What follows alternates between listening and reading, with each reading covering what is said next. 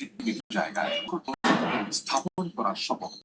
তাদের একটা যুক্তি হলো যে ভাস্কর্য স্থাপন না হলে আমাদের মধ্যে চেতনা কিভাবে সঞ্চারিত হবে, কিভাবে মুক্তিযুদ্ধের চেতনা ধারণ করবে।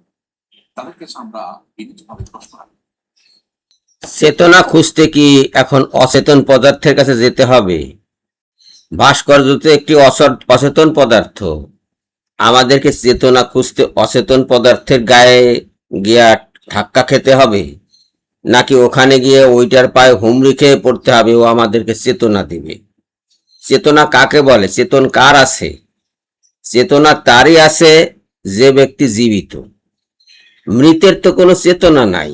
ওই ভাস্কর্য তো মৃত, ইট পাথর কাঠের তৈরি, ওর আবার চেতনা কিসের? আর মুক্তিযোদ্ধারা কি এইসব মূর্তি দেখে তারপরে চেতনা নিয়ে যুদ্ধে গিয়েছিল? তা তো যায়নি। তারা তো মুক্তিযুদ্ধ করেছে এমনিতেই। এইসব পাথর তো তখন ছিল না, আপনার এই ভাস্কর্য তো তখন ছিল না। কিসের চেতনা? এগুলো ফাজলামি। এটা মূর্তি গড়ার স্বভাব রক্তে রন্ধ্রে মিশে আছে, একেবারে মস্তিষ্কের রন্ধ্রে রন্ধ্রে এদের মূর্তি পূজা এবং অর্চনা মিশে আছে। মূর্তি স্থাপনই এক ধরনের পূজা, ভাস্কর্য স্থাপনই এক ধরনের পূজা। ওটা একটা সিম্বল। কিসের সিম্বল? আমরা মূর্তি ছাড়া বুঝতে পারি না, তার সিম্বল। সেই অবচেতন মনের সচেতন সিম্বল।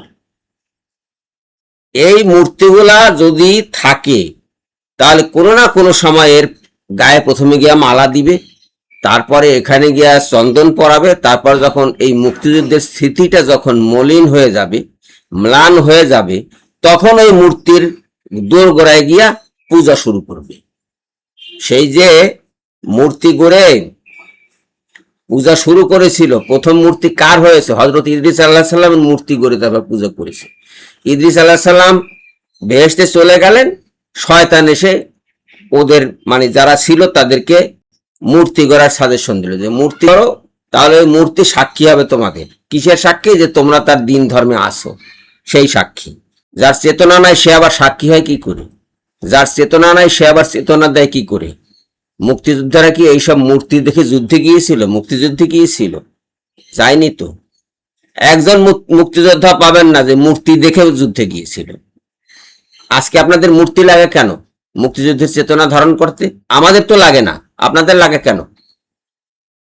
মূর্তি না গড়লেই রাজাকার হয়ে যাবে দেশের মানুষ, আর মূর্তি গড়লেই মুক্তিযোদ্ধা হয়ে যাবে।